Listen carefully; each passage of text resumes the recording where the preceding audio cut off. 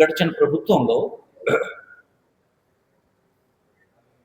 ఆంధ్రప్రదేశ్ ప్రభుత్వం అంటే జగన్మోహన్ రెడ్డి గారి నాయకత్వం ఉన్నటువంటి ప్రభుత్వం,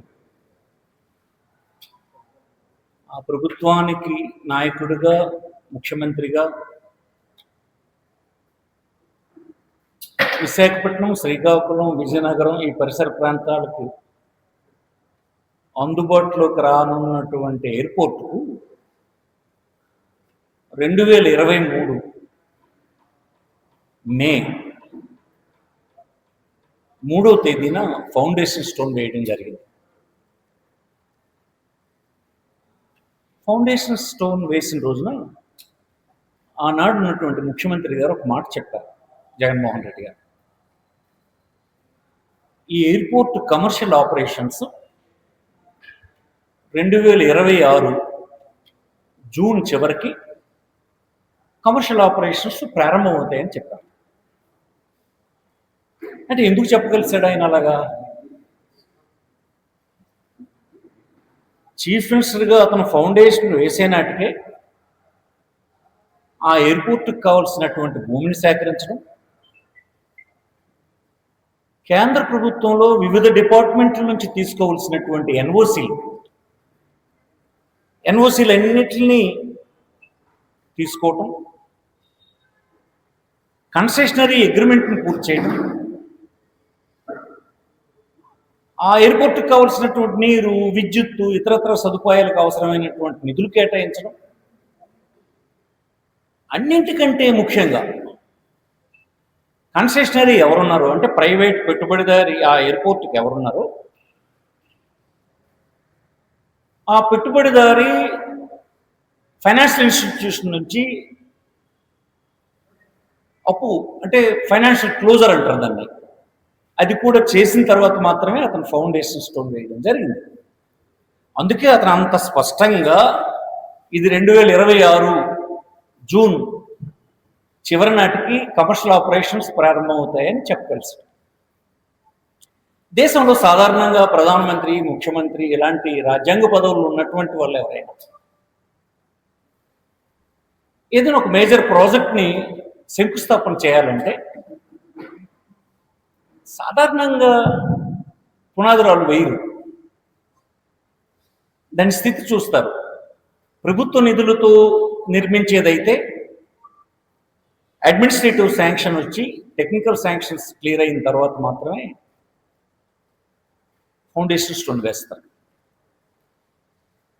లేదు ప్రైవేట్ పెట్టుబడులు ఉన్నటువంటి ఇలాంటి వస్తే ఫైనాన్షియల్ క్లోజర్ అయితేనే, ఆల్ పర్మిషన్స్ కంప్లీట్ అయిన తర్వాత ఫైనాన్షియల్ క్లోజర్ అయితేనే ఫౌండేషన్ స్టోన్ వేస్తారు. అదే సాంప్రదాయంలో జగన్మోహన్ రెడ్డి గారు దీనికి పునాదిరాయి వేయటం, ఈవేళ అతను చెప్పినట్టుగానే జూన్ 26 30 అయిపోతుంది, 1వ తేదీన ప్రధానమంత్రి గారు దీన్ని ప్రారంభిస్తున్నారు. ఈ దేశ ప్రధాని ఈ ఎయిర్పోర్ట్ ప్రారంభించడం అనేది వైఎస్ఆర్ కాంగ్రెస్ పార్టీ ఆహ్వానిస్తుంది. ఇది మంచి పరిణామం. దేశంలో ఉండేటువంటి ప్రధానమంత్రి ఎన్నిసార్లు రాష్ట్రానికి వస్తే అంత మంచిది. ఇక్కడ ఉన్నటువంటి పరిస్థితులు తెలుసుకోవడానికి అవకాశం ఉంటుంది కనుక మేము స్వాగతిస్తున్నాం, దీన్ని వెల్కమ్ చెప్తున్నాం. కానీ ఇదే సందర్భంలో ఒక్కసారి ఈ ప్రభుత్వం చూస్తే రేపు ఈ ప్రారంభాన్ని పెద్ద హడావుడి చేయాలని, ఈ ప్రాంతానికి అభివృద్ధి అంతా దీంతో అయిపోతుందని, ఇది నేను చేశానని చెప్పాలన్న ప్రయత్నం చేయాలని చూస్తున్నాను. దాన్ని నేను వైఎస్ఆర్ పార్టీ అబ్జెక్ట్ చేస్తుంది. మీరు ఈ 3 ప్రాంతాలు అంటే పూర్వపు పాత జిల్లాలు అయినటువంటి 3 ప్రాంతాలకు ఎలాంటి ప్రయోజనకరమైన పని మీరు చేయలేదు. మేము భయపడుతున్నంత దేనికనంటే చెయ్యింది చేశానని మీరు ఇప్పుడు చెప్తూ ఈ ప్రాంతానికి నా అభివృద్ధి పార్టిసిపేషన్ ఉందని మీరు చెప్పాలనుకుంటున్నారు. అది కాదని మనం చేస్తున్నాం, అది చేయొద్దని మనం చేస్తున్నాం. అలాంటివి మేము చేస్తామనే మాట మీరు చెప్తే మేము అభ్యంతరం చెప్తాం.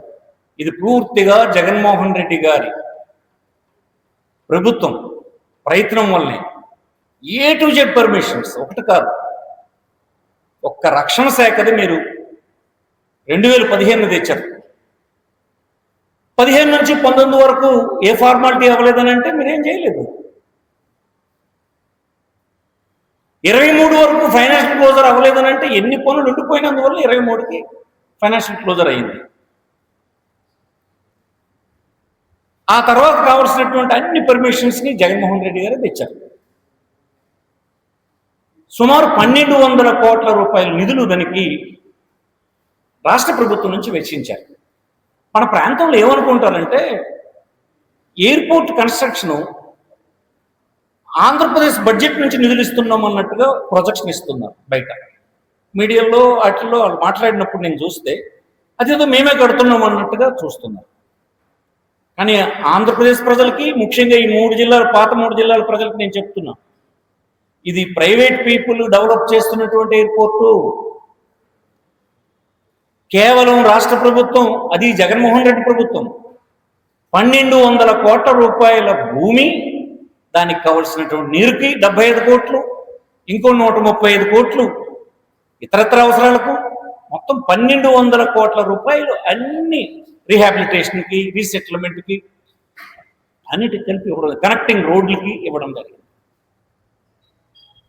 కానీ ఇక్కడ ముఖ్యమంత్రి గారి స్టేట్మెంట్లు, కేంద్ర మంత్రి స్టేట్మెంట్లు చూస్తుంటే మాట్లాడితే ఇన్స్పెక్ట్ చేయడం, ప్రైవేట్ ఎయిర్పోర్ట్ మీరు ఇన్స్పెక్ట్ చేయడం ఏంటండి?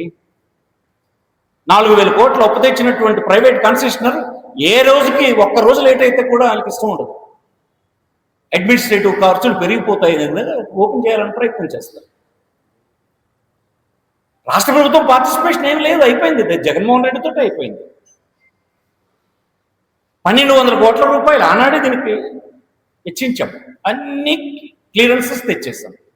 అక్కడి నుంచి ప్రైవేట్ వ్యక్తి బ్యాంక్ నుంచి తెచ్చుకున్నటువంటి 4000 కోట్ల రూపాయలు, 3604 కోట్లు సుమారుగా, I don't know exactly figure, ఆయన పెట్టుకుంటాడు. అది పెట్టుకుంటారు, ప్రతిరోజు ఎర్లీగానే చేయాలని ప్రయత్నం చేస్తారు.